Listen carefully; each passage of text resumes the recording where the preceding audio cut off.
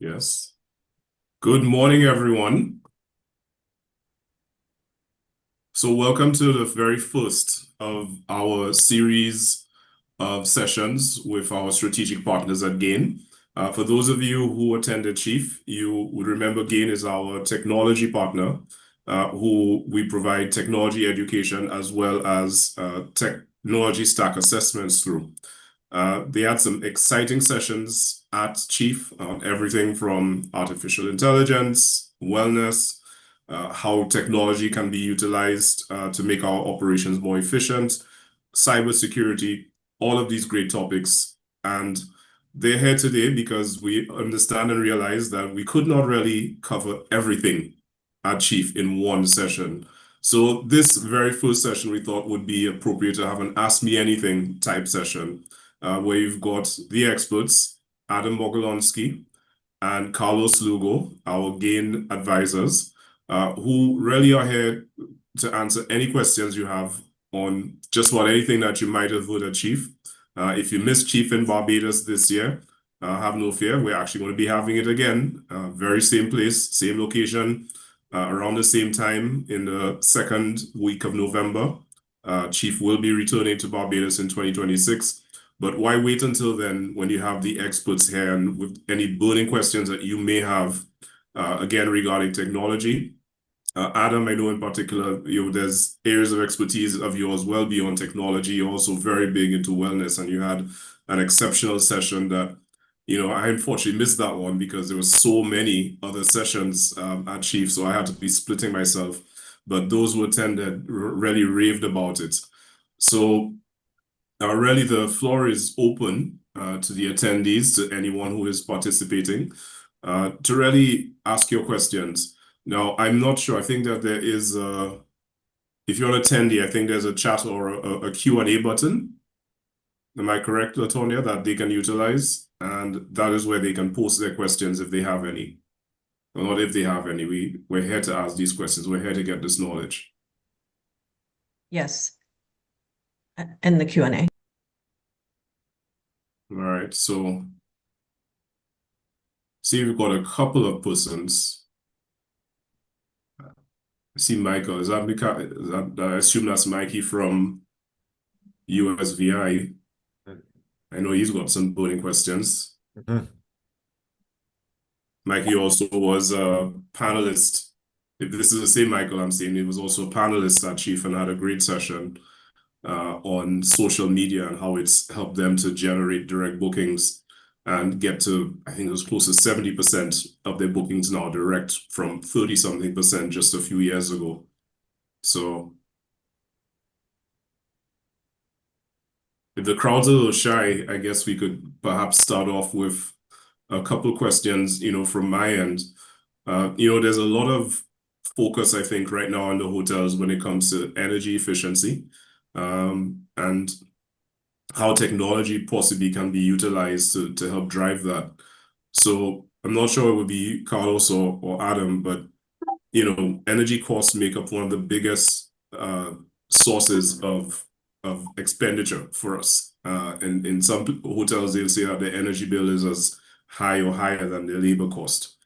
So when faced with that and cost of over 40 cents per kilowatt hour, finding ways to cut back on energy is important. We can't control the rate that we pay. We're obviously advocating for use of more alternative energy. But in the absence of that, what are the things we can do utilizing smart technologies to reduce our energy usage, which is what we do have control over? And what are some of the things that you're seeing? Now, bear in mind, a lot of us use split AC units, not necessarily centralized in the Caribbean. Carlos, I know you can answer a lot with infrastructure, but yeah, the split AC, or if it's P-tax or if it's central, one of the big areas that's emerging is the guest room management system. That is an area of technology that can interact directly with the PMS to give more bespoke guidance on when the room is actually occupied, as notified by occupancy sensors, window or door sensors, and various other IoT devices, even door locks now that can tell you with accuracy whether a room is occupied or not, and then throttle back the air conditioning. And that is a huge area to have more granular and more precise control over when the air conditioning is actually on. So that way, when the guest is not in the room, you're not forced to have it set at 19 degrees Celsius or 17 degrees or whatever the guest has set the thermostat to. Okay. Any Yeah. particular solutions that you're seeing that are up and coming? Yeah, if I could just jump in there real quick. Obviously in one of the chats that I delivered in Chief talked about in depth about the need of resilient infrastructure and how to minimize some of that. And part of that, and one of the things that we're seeing now is with the door locks as well, right? Door locks being kind of like a cutting edge new technology in the way that it's moving, because everything is moving to the wallet now, right? So digital wallets is a big thing now. So by having some smart locks put into the property, not only you have the ability to deliver a digital key now to your digital wallet, but that in itself now opens up the door to other things, right? But I wanted to preface about saying this because one of the benefits of having that type of technology now is reducing the footprint of how much electricity you use, right? Bluetooth, right? BLE is what's here, right? And with that type of technology, you don't have to really you don't really, it controls not only the aspect of the AC and how you check into the room, but you also can do a lot of other things, like you can monitor locks from afar. You don't have to send somebody to do a lock interrogation. You also can protect people's goods, but at the same time, it's not really constantly using regular electricity per se, because it's got batteries built into the actual door lock. To now it just pulses and finds the near field communications type of protocol that now is not just relying on your typical electricity that you actually run to the rooms. And by also having the smart locks, then you can also control the AC tied into the GRMS, right? Then that talks to your PMS to not know whether someone's in room or not, and to control a lot of the electricity that typically will be ongoing when someone's not occupying the room. To Adam's point, right? So how do we manage a lot of these things? And right now the door locks, right, not only is a highway to every system, but it ties into your PMS. Now it can tie into the POS. Definitely rides on the Wi-Fi network, your IPTV, everything, basically IoT devices. All of these things, right, tie into what you want to do and control electricity consumption. I hope that answers some of the questions, but there's a whole lot going on when it comes to how do we use electricity and how do we manage other components based on the smart room technologies that we can deliver. Well, if I could add one more point here, you mentioned an important word, which is to manage the energy, and you can only manage what you measure, as they say, misattributed to Peter Drucker, but the point nevertheless stands, is part of this whole introduction and movement towards having more devices in the room, Bluetooth enabled or otherwise, is the fact that you have more points to measure. And therefore, as you measure more points and you're able to integrate those data points into the GRMS, the guest room management system, which probably has a layer built into it as an EMS, an energy management system, that's also pulling data in from the BMS, the building management system. Oh, lots of acronyms, huh? But you essentially are then able to have more bespoke tracking on energy use to notice patterns, and then from there react in the moment to anything that would be described as a disturbance, be it a water leak or a malfunctioning AC unit where the set points have gone off, things like that. And then as well, you could do what they're doing in Europe, which is you then set every thermostat to throttle back the set points so it can't go the room cannot physically go below 20 degrees Celsius unless you open a window and then the AC shuts off. So that way you really throttle back the energy use, which then can curtail utility costs. So a lot of what you mentioned, I see there's a question here from Michael, and I'm wondering how this one ties in because he's asking, what should IT managers ideally be responsible for in a modern hotel? And I'm also wondering, a lot of what you're mentioning there about monitoring energy usage and faults and so on. Mhm. A follow-up question to that from me, when you answer Mikey's question, is the IT manager the one who'd be responsible for that, or should it be maintenance, or should it be a combination of the two? So maybe you could answer Mikey's question first, and then my follow-up. So on my end, the frustrating answer there is it depends. So is the IT manager working at a 350 room branded or flagged hotel, in which case there's an IT director above it, regional or resort wide, and then is there a corporate layer above that that's making technology decisions and then handing it down to the on-prem team to implement? Or in Mikey's case, are we talking about an IT manager at an independent resort that does not have a corporate layer above it, and the IT manager is reporting directly to the GM/owner? Because those are two different pathways to technology decision making. Let's go down the independent road because the corporate road is more so predetermined from above. So on the independent road, the IT manager is essentially responsible, in my mind, for everything that is non-physical, i.e. the information technologies in the IT role, the commercial systems, and then working in lockstep with the engineering team that is responsible for the deployment of the physical devices on site, and then giving guidance on the actual specifications of those physical devices that will work with the chosen GRMS, EMS, PMS, etc. Yeah, I will add a couple more things to that as well. Thanks, Adam, for that too, because it all depends to how many hats, right, that person is wearing in the property. Typically, a lot of times we have someone that could do probably is a front desk manager also slash IT manager at the property. And typically in my line of work, what I've seen is always that this is an access control situation that typically falls within security or loss prevention, right?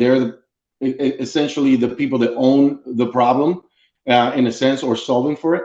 From a delivery standpoint on the installation and troubleshooting of the actual physical hardware, that is a maintenance way of attacking it because you need smart hands or somebody that can actually physically get to that. And then from the logical aspect of it is how is that being managed? How is that being patched? How is that being upgraded? And that typically is the logical aspect of the software that the IT manager will have to handle to make sure that those upgrades are being conducted timely, that are being tested, and that they are being functional to also protect, right, the security posture, that we're not exposing anything, whether somebody could get into the room, that we need to do lock interrogations, etc., or even just set some set of rules to how they communicate with other devices. So that kind of falls within the IT spectrum. So I hope that helped answer some of the questions, but it all depends how you want to approach and delineate the responsibilities of the property, who owns what, and that can be determined based on your standard procedures.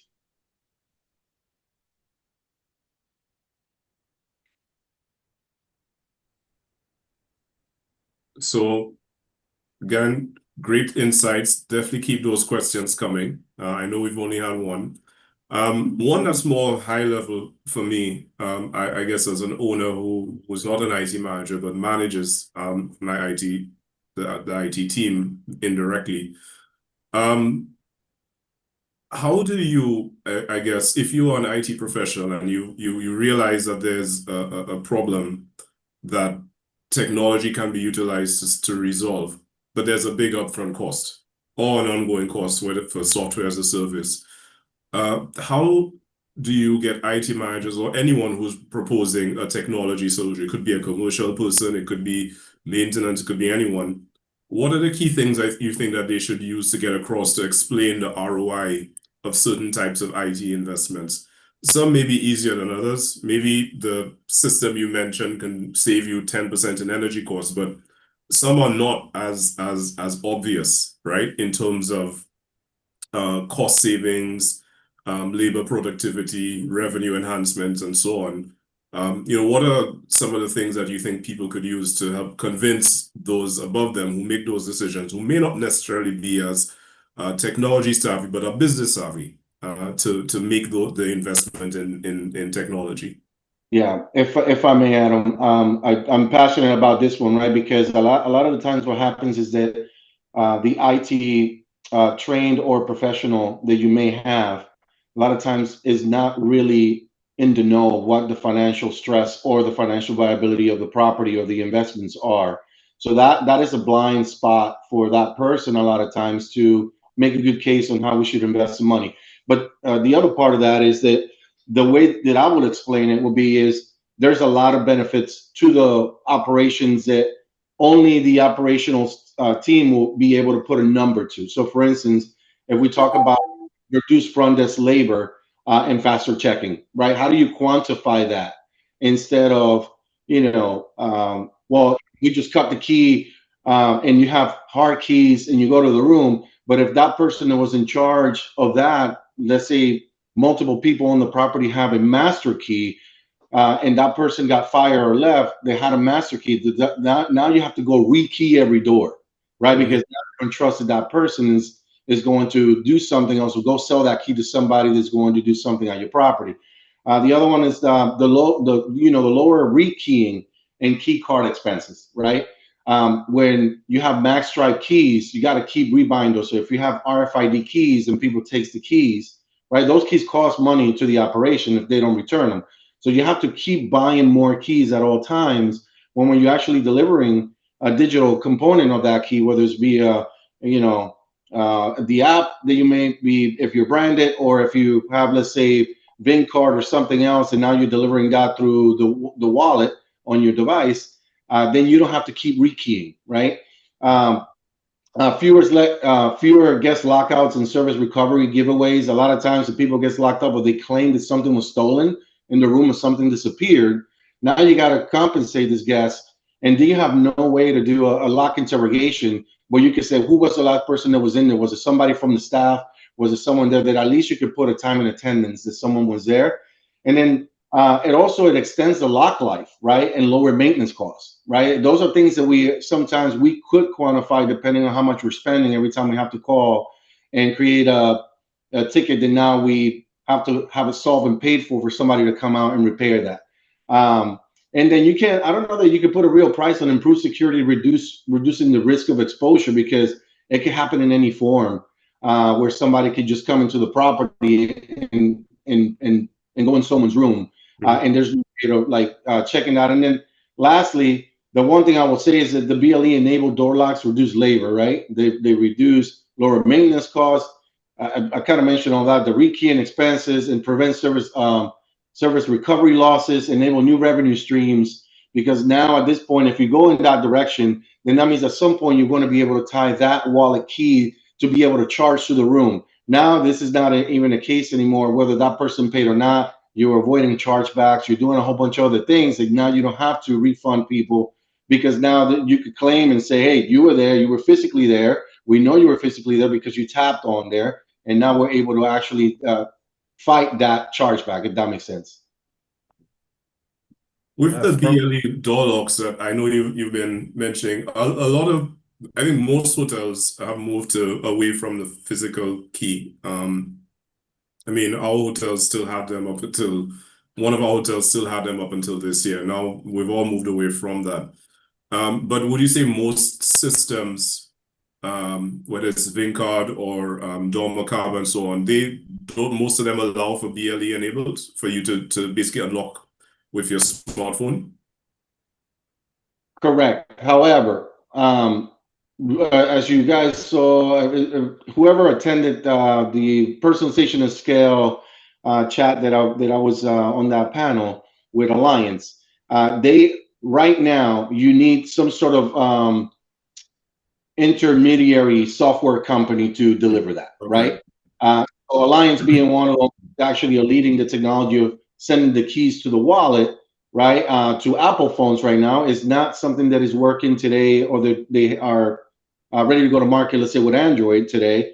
But it's a big chunk of the actual market share of who uses mobile devices, right? And so Dormakaba, Bing, and others like Salto, they're all doing it right now via someone like Alliance per se, right? And so you have the ability to not only personalize but also deliver that key card to that mobile device. I hope that answers it for you. It does, yeah, because I actually seem to think that a lot of them have it, but you said you have to get some middleware, possibly through a company like Alliance, to do it. But it certainly seems like one of those things where, like you said, there's other aspects to it, because now you don't have to expend money cutting keys or wristbands and so on. We do have another question here. Thanks again, Mikey. For independent hotels running older systems, what are some of the top cybersecurity vulnerabilities that we need to address in 2026? Well, to throw, I guess, Carlos, before you go, I know you guys are both excited about cybersecurity, sorry. Yeah. To throw out one term here is user provisioning and outdated credentials and the inability to handle single sign-on through an identity management platform. That is a huge area of risk where you have to log into multiple systems. They don't allow for tokenized access. So somebody gets something on their computer, a malware that's a keylogger, and then for that they have to type in their password, and then you're in.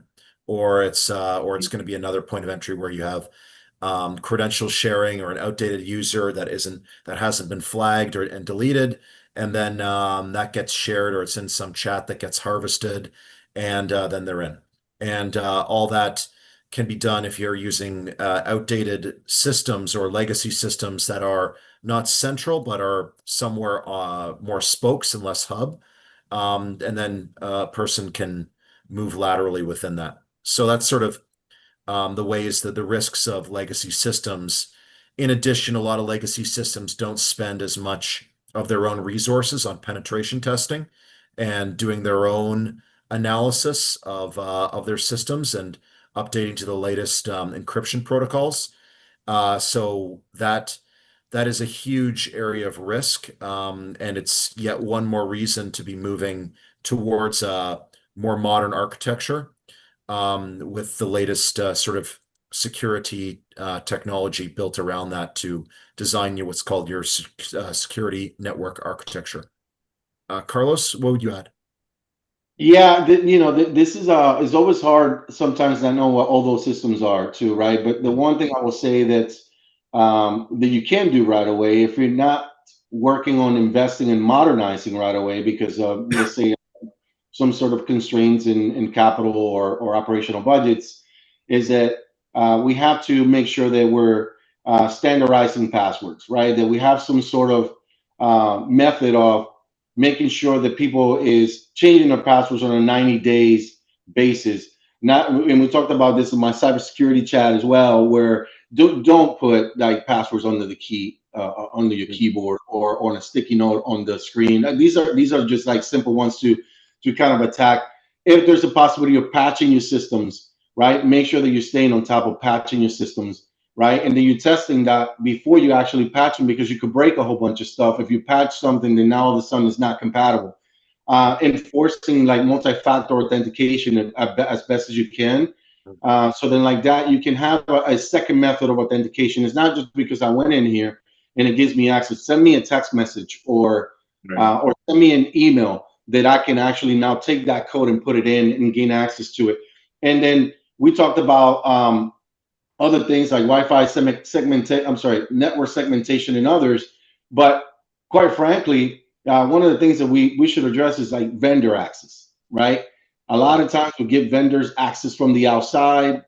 We leave that access open. They can access systems from the outside world. That is something that as soon as they come on property and access something, we should be changing those passwords until the next time they got to come in and then check in with somebody that could give them that access all over again. And when they leave the premise, reset those passwords again, right? Because then that's another way of just not allowing someone else to have your credentials to log in from the access from the outside world. Those are things you could do right away without buying new technology, but it's working with somebody that can help you also implement those operating procedures to protect your guest data and PCI and PII information, which is PCI is for I know it's another acronym for the payment card industry, and PII is for your personal identifiable information. Well, I it's was just wondering about vendors though. Isn't it easier just to allow them a temporary password and temporary access and that expires after a certain time? Because I worry about because it's making me wonder when we've had vendors on property, have we changed the credentials right away? I'm not so sure. But would giving them temporary credentials also be feasible in some cases? can I, Carlos? So the temporary credentials sometimes are not even allowed on some of these systems. I mean, Okay. on these legacy systems. So Mhm. realistically, what Carlos addressed here is the weakest link in the tech stack is often the human stack. And it's always going to be some sort of human error, which is why we need to have those SOPs in place and people need to understand why they're there. And then we need to use we can use project management software that's independent of our IT systems to really make it so that way whenever a vendor comes on site, it's there that's a project that needs to be managed. Okay, well, here's your checklist. What you need to do, you need to give them an access credential. Then in order to close out that project, you need to delete that user and you need to properly provision your users accordingly. So we can make those steps within a tool like Slack or Asana or another one that's out there. And we can make each one a project, and then from there, really get our teams on board with understanding the points of entry and the vulnerabilities that are presented when we leave users open and we're not using strong passwords and we're having the post-it note or the blank Excel spreadsheet that has all our passwords somewhere on our hard drive. What happens if that hard drive gets compromised, right? There's these basic things that we can teach about. And one thing that I brought up in my panel on Chief was how, given how important technology is nowadays, we can motivate teams by making them understand that cybersecurity is a life skill. It's not just a business process and something that ensures that our hotels operations stay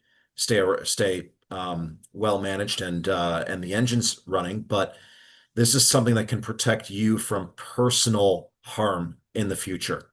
Be it somebody who takes control of your personal computer, somebody that gets into your own IoT devices in your smart home system, somebody that gets into your phone, all those areas that are very important parts of our lives are now coming under potential attack from bad actors who don't care if they're going after a somebody's personal device or a company. They're phishing and they will take what they can get.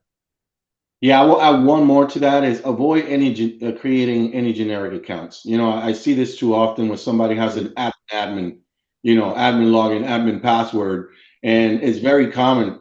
Those are the first things people try is, oh, let me try admin.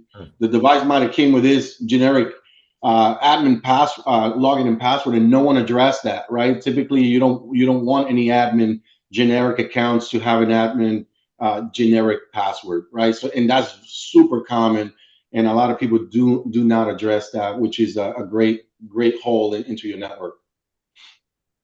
All right. Just haven't seen any additional questions, but I've got a few. Switching gears a little bit, looking at the crowd that we have to sales and marketing and revenue management. Very few independent hotels in the Caribbean you'll find are using revenue management systems right now. Do you think that should change, will change, or is artificial intelligence going to make us able to do a lot of these revenue management functions even without an RMS system? To start things off here, RMS systems were built upon machine learning. They were and are artificial intelligence without marketing as such since that technology category came about. And it's important to look at that in terms of saying, well, an RMS is computing, taking in, ingesting data from Google, metasearch, OTA searches, airline searches, car rental searches, and then computing it to give you a relative perspective on market intelligence in terms of where demand's coming from, as well, and then relative to your comp set to tell you where your price should be.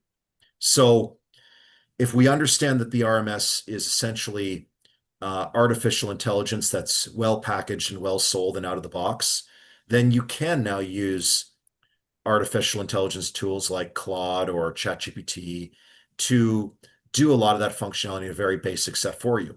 Hey, look at this website, which is telling me demand for my island, monitor it once a week and come back with a report. Hey, look at these are my competitors. Look at their prices and do some online rate shopping. Tell me what their prices are, then come back with a report. And then you can compute it from there, and you can save yourself several $1,000s a year with the RMS. Again, the human stack part of that is you need to have time to train a bot to do that and to time those reports or to time those prompts. And you also have time to update your prices in the PMS as accordingly. So that's really the advantage of the RMS, is that it integrates with the PMS and can do this on a automated level to save you time of doing that, all for the cost of let's say anywhere from $3,000 to $6,000 a year. So you have to do an ROI calculation to say, can we break even on that investment by having an RMS on a yearly basis? Will we get, let's say, $10,000 worth of value off of using an RMS in terms of having more dynamic pricing? And you can easily run that calculation. It will most likely say the answer is yes, depending on your property. You can likely find ways to derive more value and optimize for occupancy and rate using an RMS. So if the answer is largely yes, then to answer your question, Sanovnik, yes, you can do this offline, but who has the time to do so? So an RMS presents a clear path to near-term increased profitability. Even in a situation where a lot of your business is coming from tour operators who have static contracts? That's a different category altogether, because the RMS could tell you that perhaps your contracts need to be renegotiated. Yeah, And it could. And ideally, the best thing is to try to move everybody towards static contracts, right? Which some tour operators do, and some are just not ready for it. Yeah. To move to dynamic contracts, I should say. Yeah. And from a sales, sorry, go ahead, Carlos. No, I was just agreeing with you. Yeah, dynamic contracting was what was going through my head as well. Yeah. And from a sales and marketing standpoint, obviously, everybody, I think the first thing that people started using AI for was probably sales and marketing within the hospitality industry. What are the 2 or 3 things that you see are really going to hoteliers are really going to have to change, whether it's their website, their SEO strategy, everything? I know you alluded to some of it at Chief, but I'm not sure if everyone who was there who's on the call was at Chief. What are some of the things that people are going to have to invest in from their marketing tech stack in the next 6 to 18 months to really be ready for what is possibly coming with regards to agentic AI? So one thing to consider is a term called the data layer. So we want to drive direct bookings through the website. What we see on a website is the website. We see pretty pictures. We see a good feeling for the brand, pages laid out that tell us about the hotel. But behind the scenes, there's something called a data layer. And that really is where artificial intelligence, these LLMs like Claude, ChatGPT, Perplexity, is going to be pulling information from and reading our websites according to various schema or the directional flow of information to then make a determination about whether this information is reliable and trustworthy in order to complete a booking with the direct website or to revert to an OTA. And then you have to pay those commissions out to an OTA. So that is one big area I see for marketing is investing in a website that has proper schema built into the data layer to thereby make your website searchable and readable for artificial intelligence tools. No, that's an important one. How long do you think before the majority of search becomes AI related search? Well, that is difficult to answer because what we are seeing right now in this transition is what's called zero-click search, where people who are sort of at the top of the travel intent funnel, they're sort of in the top level discovery phase. They maybe aren't even clicking. They're just looking for answers to questions. So the number of click-throughs you're getting from Google are going to be lower because they're getting their answers without clicking through. And then the clicks that do come through, generally speaking, have a much higher booking intent, or they're already further down the funnel in terms of deciding where they want to go and what sort of hotel experience they're looking for. So we're seeing it happening as we speak. And then the next step in terms of the built-in, you're working within ChatGPT itself, and then you tell ChatGPT to find you a hotel and then book by itself. That additional step I don't actually see coming in very quickly because it requires an integration of payment rails, which is a little bit harder to do from a PCI point of view. But right now, optimizing for zero-click search, that is experiencing a huge ramp up and is really messing with a lot of marketing KPIs in terms of monitoring the funnel. Yeah, definitely, because you don't know. You may get the booking, but it may not be for a click, which is how you usually know and Yeah. attribute the revenue. Mhm. So are you seeing that in the medium term that a lot of our return on ad spends will be reporting as lower, so to speak? Yeah, they're going to be definitely be skewed, to say Right. the least, right? And if we're looking at purely from a ROAS perspective, you may see a diminishment in regular campaigns in terms of the click-through rate and then the conversion amounts, so decreasing the actual ROAS, the return on advertising spend. The evolution of that from a point of view of artificial intelligence is something called a dynamic content optimization, a DCO campaign. And essentially what a DCO campaign is saying is we don't just create ads, which are flat images where you have, like any one of the pictures around here in my background, you have a flat background and then you have text that's on top of it and it's compressed into one layer. Essentially what you do is you create a base layer creative, an image of your resort, the hero image, travel destination, maybe it's a beach, a cabana, etc. And then you have different copy on top that can be dynamically structured. And then the guest or the traveler is going to be seeing an ad that is machine composed, where it's taking 16 different headlines and layering them up of 4 different images, and it's running thousands of tests depending on who's actually looking at any given search. And then it's finding which ads are actually driving the most conversions in terms of which base image, which tagline above it, which call to action, all structured into those ads. And of You're course, seeing all that to already with drive Google, right? awareness. Sorry? You see already with Google's, I forget the name of the tool that they're using, dynamic something. I don't know why I forgot the name, but Is that um, Dynamic 360? Is that what it is? no, it's not Dynamic 360. Sorry, the name just escaped me, but they're encouraging people to move towards the AI generated ads as well. Yeah. Yeah, The that's name just escaped me. Sorry? it's going to be part of it. There's there's AI already baked into Performance Max, and the AI It receiving. is actually, yeah, it is PMAX, yeah. Yeah. Okay. All right.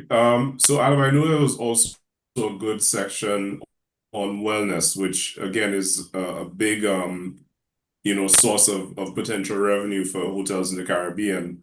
Mhm. Now again, I missed your session, so this will actually be new for me. Some of the trends that you spoke about was health span, wealth span, and joy span. What exactly did you mean by that? Like what exactly is the difference between those terms, and why does it matter for us as hoteliers?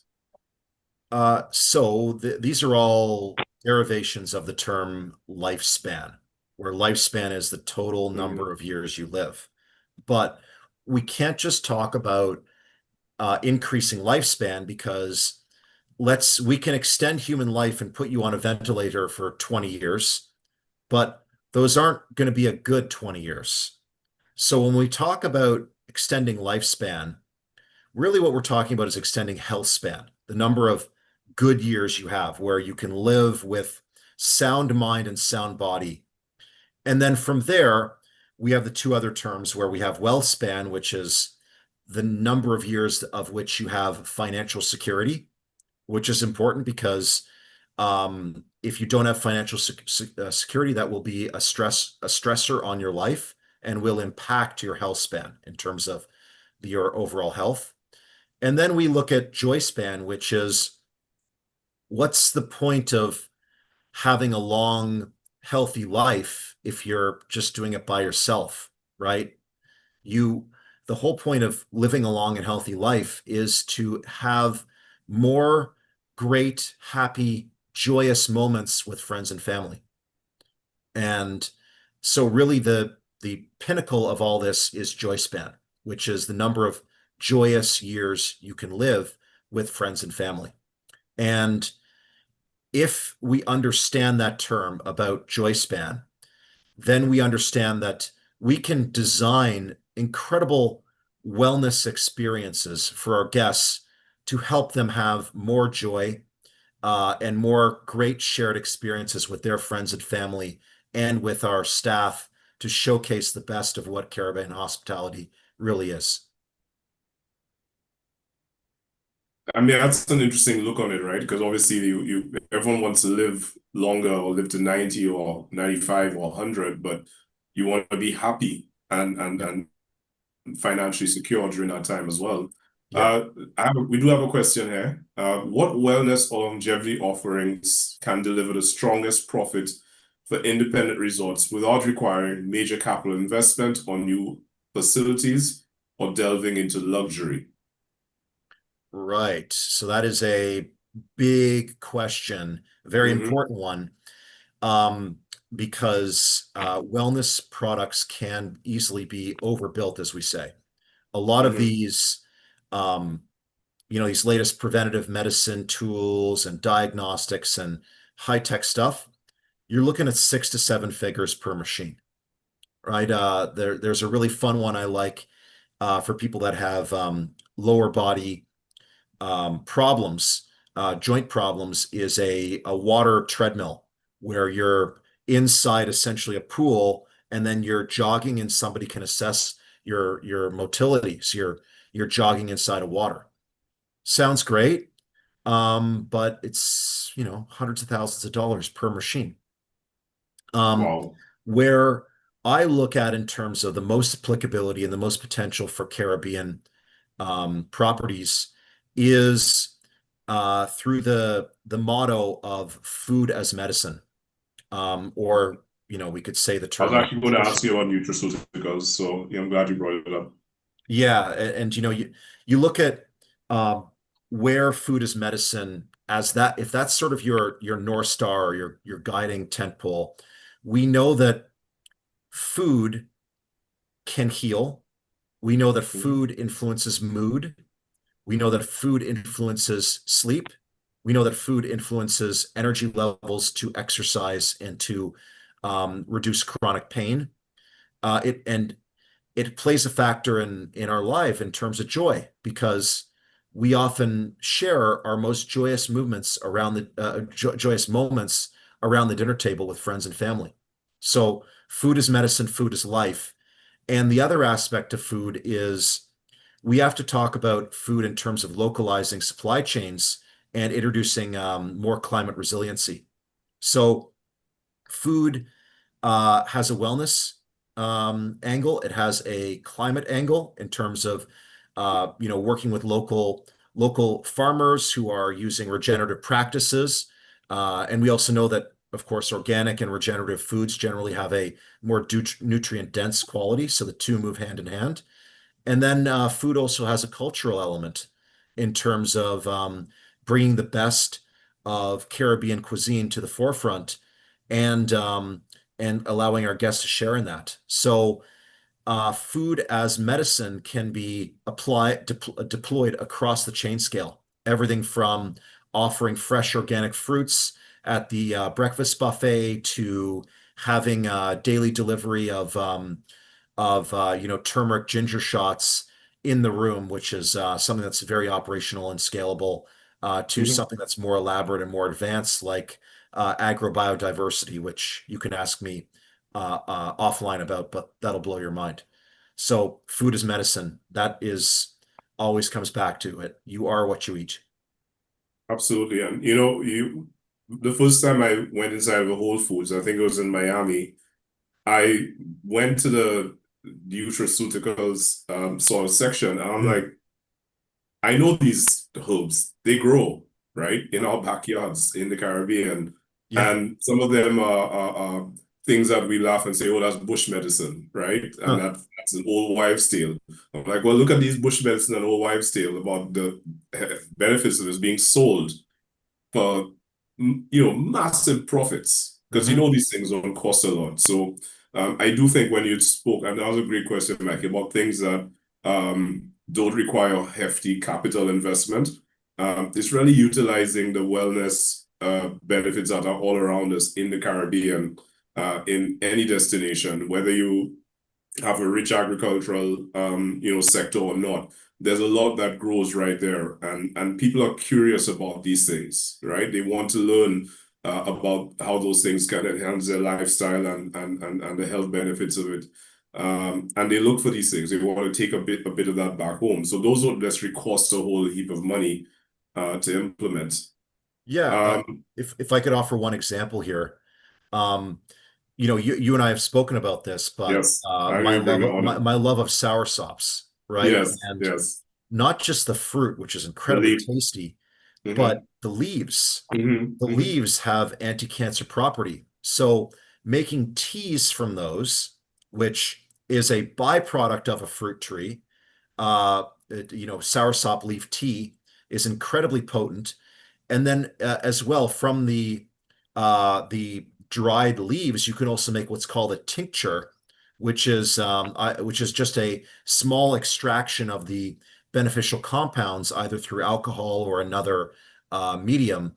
And then the tincture itself can be, it's a nice little 50 ml bottle that can be upsold for a reasonable amount of money, and it can fit nicely into a carry-on bag or a check bag, and it's allowed to be brought home across international borders.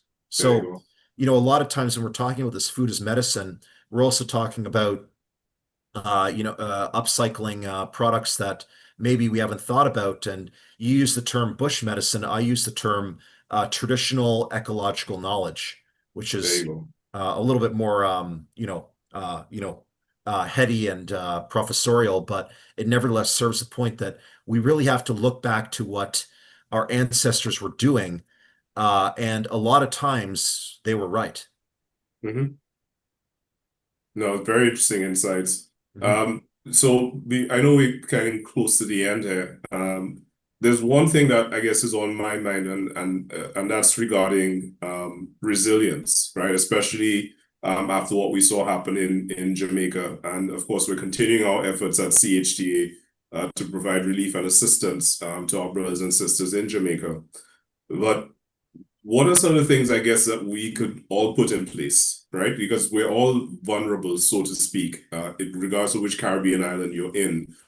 Some are more prone to hurricanes than others, but there's other things that can happen, right? That really, let you look at the resilience of your business.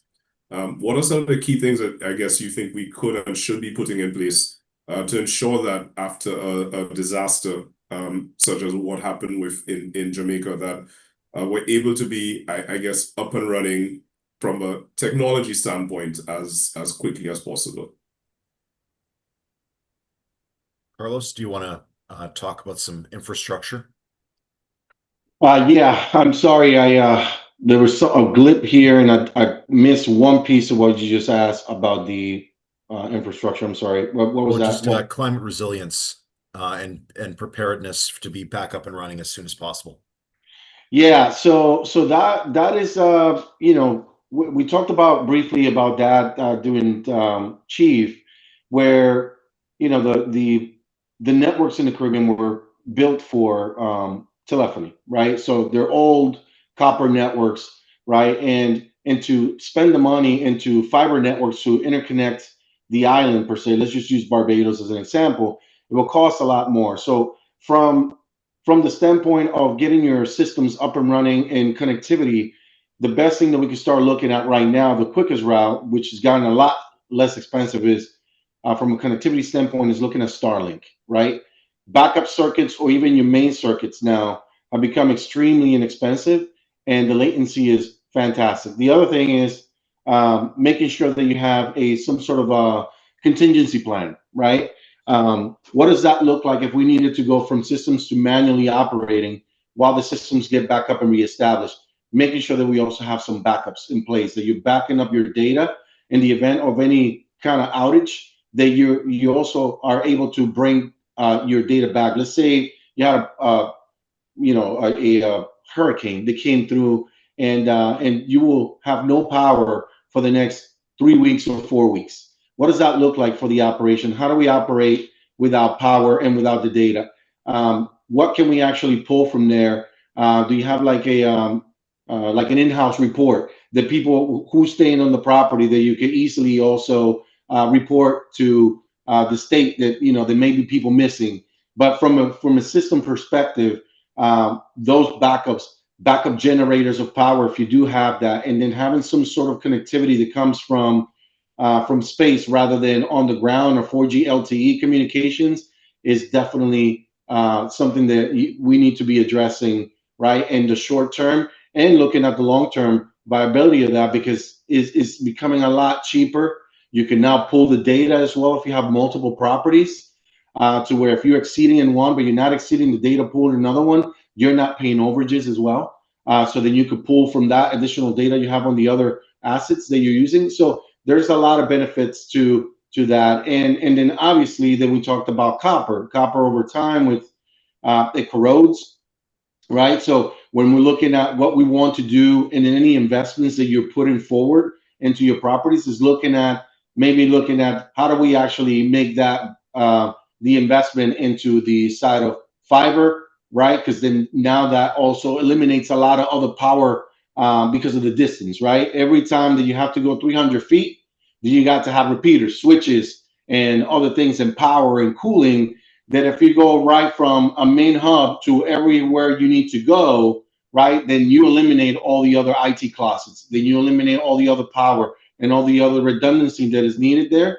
to then make that connectivity happen. I hope that kind of answer the question, but from a resilience standpoint, we really should be looking at not investing so much in interconnectivity in the island, but connectivity from the cloud, from space. Yeah.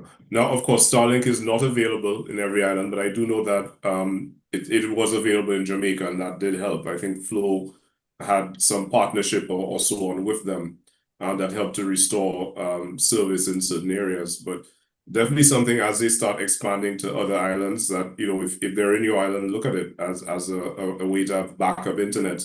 And it's not as expensive as it was before. Is that fair to say, Carlos? That is exactly correct. Yeah. It used to be very expensive. Now it's become is a game changer now, right? It's very affordable, very reliable. And I don't know if I said that when I was there. I live in Orlando, Florida. From my house, I see every 2 days Starlink shooting up about 100 to 200 satellites every 2 days. Oh, wow. You can go up right from my backyard just about every other day. Wow. So they're definitely expanding. So that's good to know. Absolutely. All right. So I'm not sure if we have any other final questions. We're getting up to that time. But for those of you who if you know someone who would have liked to have been on but missed it, we are going to be having a recording of this on our members portal and on our YouTube channel. So we're definitely going to be making it available.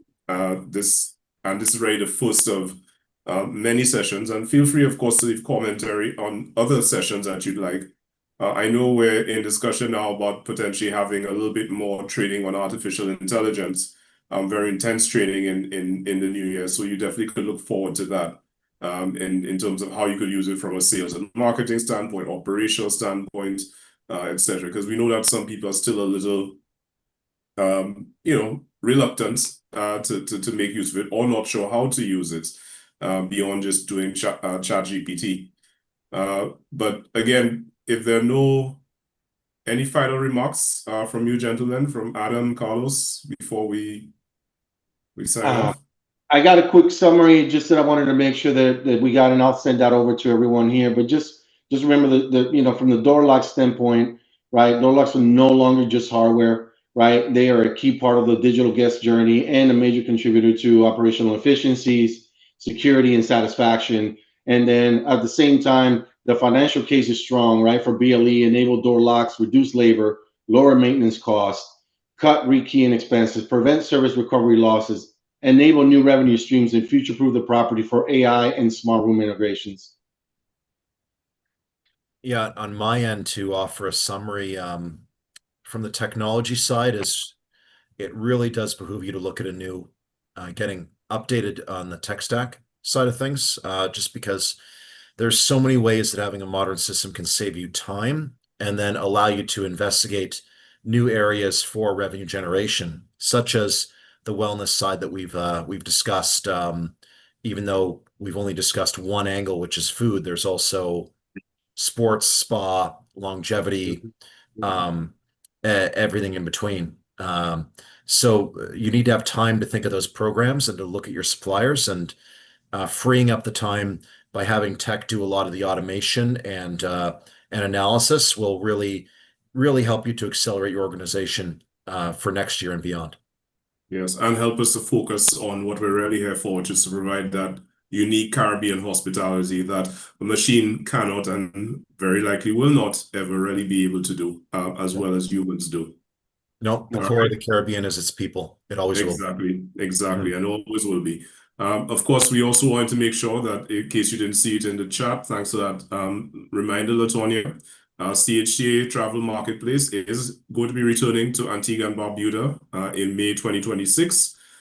So mark your calendars for that. And of course, Chief is definitely going to be up and running again in Barbados in November 2026. So please mark your calendars and check our website and our social media pages for more information on registration for Chief and CHTA Marketplace, where I know Gain will also be present at both of these events, so you can have more face-to-face interaction with them. Awesome. So If there's nothing else, thank you again, Carlos and Adam, and thank you everyone for attending, and looking forward to the next sessions to start the new year. Excellent. Thank you. Happy holidays, everyone. Yes, Yeah. and happy holidays, everyone. Please do enjoy your holidays. Happy holidays, and thank you, Synoptic, for hosting. Oh, Absolutely. Thank you. anytime, anytime. Thank you.